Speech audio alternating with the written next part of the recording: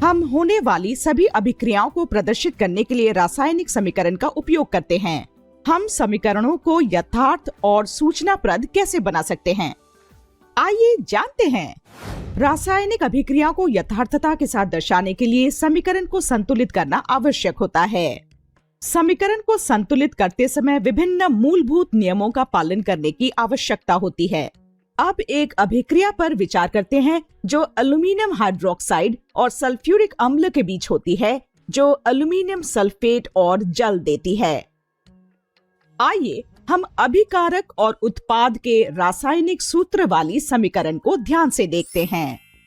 समीकरण को संतुलित करने के लिए हमें बाएं पक्ष के परमाणुओं की संख्या को दाएं पक्ष के परमाणुओं की संख्या के बराबर करने की आवश्यकता होती है। ऐसा अभिकारक और उत्पादों के गुणांकों के समायोजन द्वारा होता है।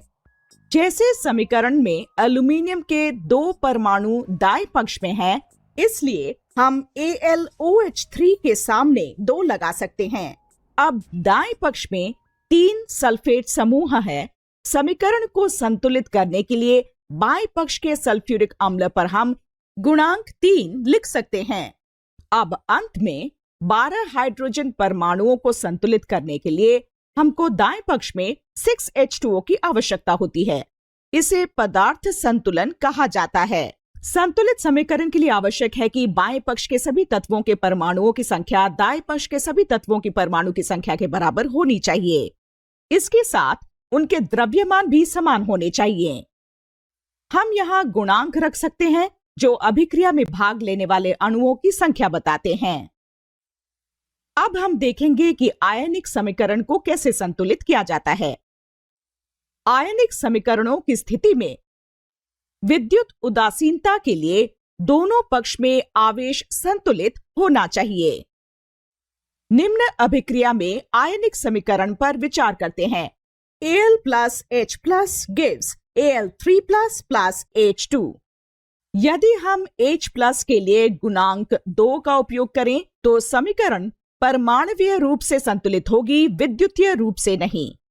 जैसा कि हम समीकरण में देख सकते हैं, बाएं पक्ष पर कुल धनावेश 2 है, जबकि दाएं पक्ष पर कुल धनावेश 3 है।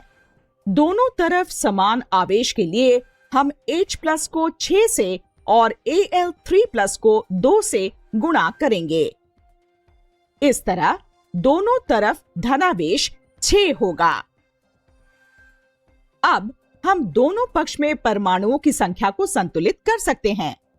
इस प्रकार संतुलित समीकरण है 2Al plus 6H plus gives 2Al3 plus 3H2। अब ये समीकरण आवेश और परमाणुओं की संख्या के संगत संतुलित है।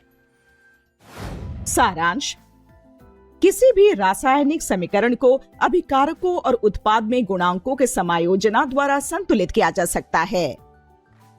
आयनिक समीकरणों की स्थिति में विद्युत उदासीनता बनाए रखने के लिए दोनों पक्ष में आवेश समान होना चाहिए।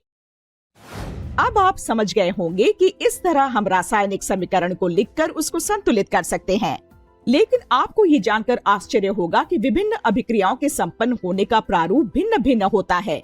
वो क्या होते हैं, ये जानने के लिए हमारे साथ बने रहिए।